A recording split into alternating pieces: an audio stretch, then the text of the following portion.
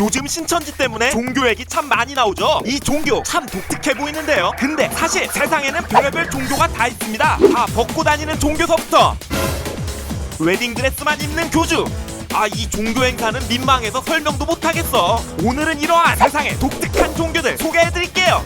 참고로 이번 영상에는 정파와 사이비가 섞여 있습니다. 종교 옆에 사이비인지 정파인지 써두었으니 꼭 참고하세요. 종교적 수양하면 떠오르는 단어가 있죠. 바로 금욕. 많은 종교에서 특정 육식을 금하고 생명을 소중히 하며 금욕 생활을 해 수양을 하는데요. 근데 이 종교를 보고 나면 다른 종교 수행자들은 그냥 다 방탕한 세속인으로 보일 겁니다. 바로 인도 전역에 180만 신도를 가지고 있는 소규모 종교 자이나교. 이 종교는 극단적인 무소유와 금욕을 강조하는 것으로 유명합니다. 그 정도가 어느 정도냐면 가장 이상적인 수행자는 굶어 죽는 수행자라고 여긴다는군요. 그래서 자이나교의 수행자는 최소한의 음식만 먹고 육식은 당연히 금하며 식물의 살생도 금합니다. 그래서 감자나 양파 같은 뿌리 채소는 수확 과정에서 생명을 훼손하기에 먹는 것을 금하고, 벌레가 많이 꼬이는 가지나 브로콜리도 벌레를 죽일 수 있기에 금하. 대신 떨어진 열매 등의 음식만 먹을 수 있다고 하네요. 심지어 식사 도중 그 안에서 벌레 등의 이물질이 발견되면 바로 식사 중단, 그날은 금식. 게다가 음식 맛에 빠지지 않기 위해 앉지 않고 서서 식사를 한다고 합니다. 저 작년 말에 한 5kg 쪄서 현재까지도 복구가 안 되고 있는데 난 아주 천벌받을 죄인이네. 게다가 수행자들은 혹시라도 작은 벌레를 밟아 죽일 수 있으므로 가벼운 깃털로 만든 빗자루를 들고 다니면서 걷거나 어디에 앉을 때 반드시 그곳에 쓸고 앉죠. 또한 목욕을 하면 목욕물에 있는 생명이 죽을 수 있기 때문에 목욕도 금하고, 약품 처리 과정에서 생명이 죽을 수 있다는 이유로 수돗물도 사용 안 하고 자연의 물을 천으로 걸러내 생명체가 없게 하여 그 물을 사용.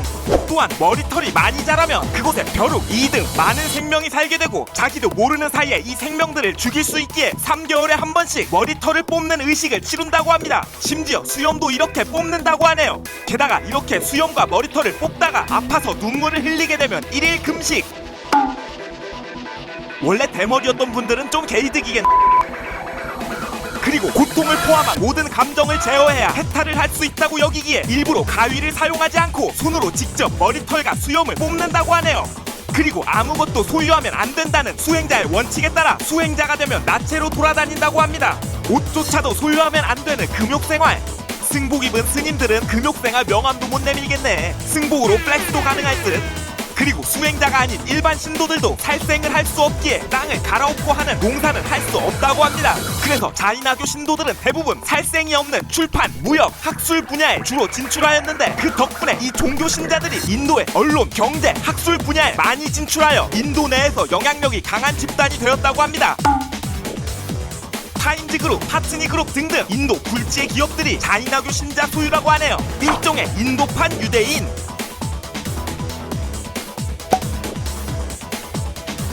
라엘리안 무브먼트. 이 사이비 종교는 한마디로 외계인과 UFO, 하이테크놀로지를 섬기는 종교라고 정리할 수 있습니다.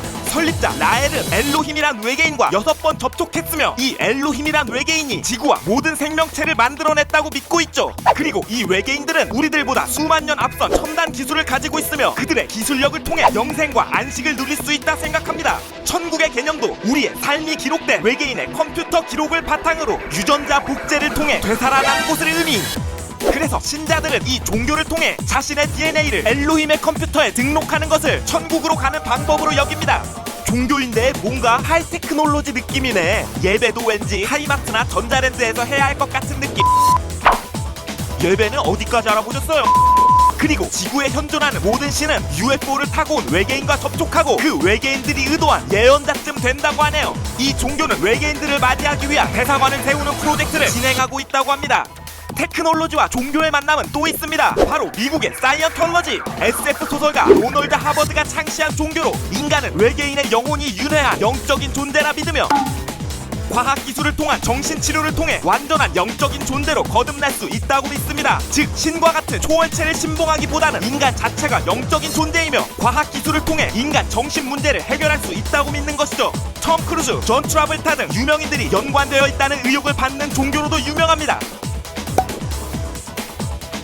한국에도 사이비 종교들 많습니다. 이 중에서 제가 골라온 한국의 사이비 종교는 바로 아가동산입니다. 원래 사이비 종교면 뭔가 좀 무섭고 삼엄하고 후덜덜한 느낌이 나는데 여기는 이름부터가 뭔가 실제 사진을 보면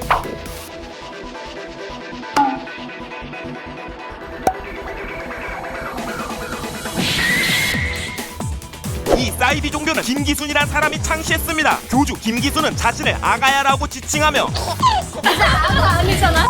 꽃가마를 타고 다니고 언제나 드레스, 그것도 하얀 드레스를 주로 입었다고 하네요. 뭔 웨딩 피치도 아니고. 이 종교 교리에 따르면 교주 김기순은 신이고 3살짜리 아기이기 때문에 어떠한 행동을 해도 죄가 되지 않는다고 하네요. 이 뭔 개소리야! 이 어이없어 보이는 종교에서도 살인 의혹, 암매장 의혹, 강제 노역 등 충격적인 사건들이 많이 발생했었습니다. 네팔에 가면 힌두교 여신의 환생으로 여겨지는 소녀가 있습니다. 네팔에서는 3에서 6세 샤카족 소녀들 중 32개의 엄격한 기준을 통해 쿠마리라는 살아있는 여신을 선발합니다. 이 소녀는 여신의 환생으로 여겨지며 종교 행사와 예언을 진행하죠. 쿠마리는 신성한 신이기에 인간과의 대화를 금지되고 발이 땅에 닿아서도 안 됩니다.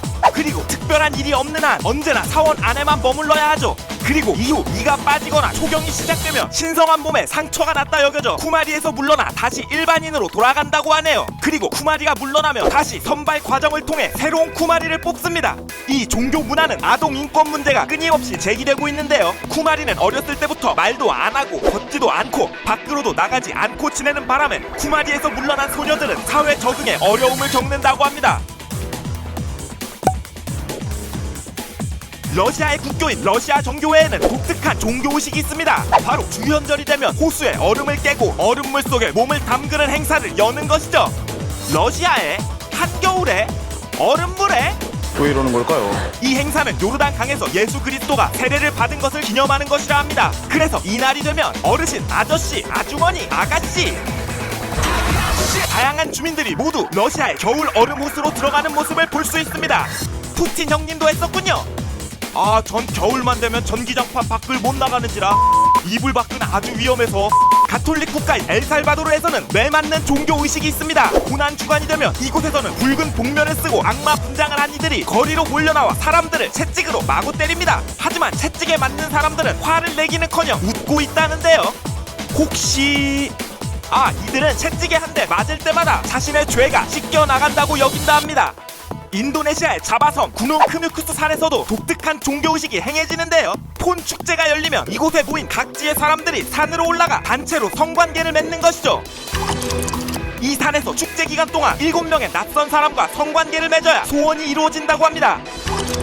소원이 이루어진다는 전설로 인해 오랫동안 내려오는 종교적인 행사로 약 8천여 명이 참여.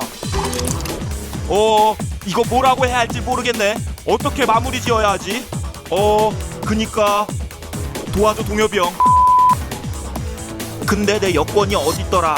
인도네시아 비자는 어디에서 받는 거지?